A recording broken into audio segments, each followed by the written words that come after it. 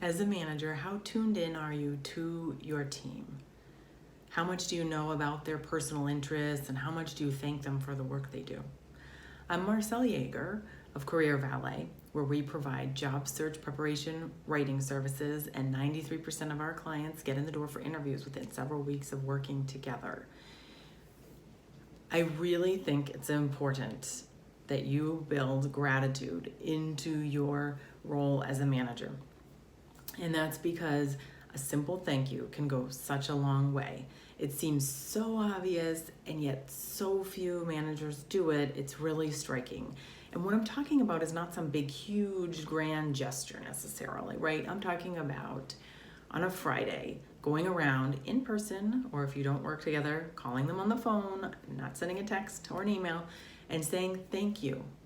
Thank you for the work you've done this week. Thank you for your great work on this big project. Thank you for helping out Tim the other day. Thank you. It's very simple, yet so powerful, and will make your team that much more excited to come back to work on Monday or the next day. Believe me, catching those little things, recognizing people is so important in these small ways.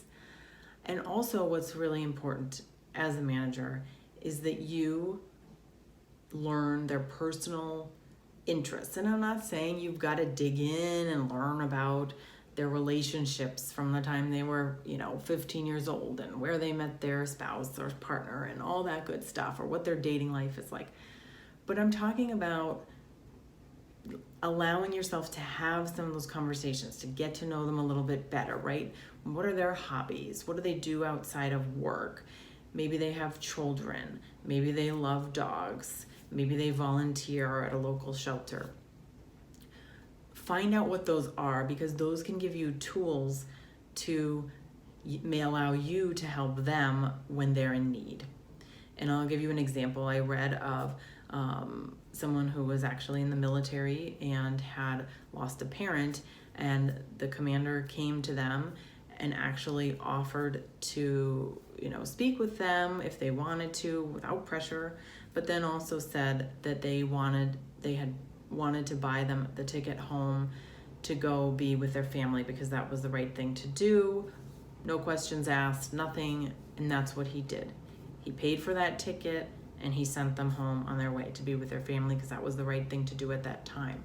It doesn't have to be such a big gesture, but it could just be simply asking them about how, their weekend was, if they volunteered at the shelter.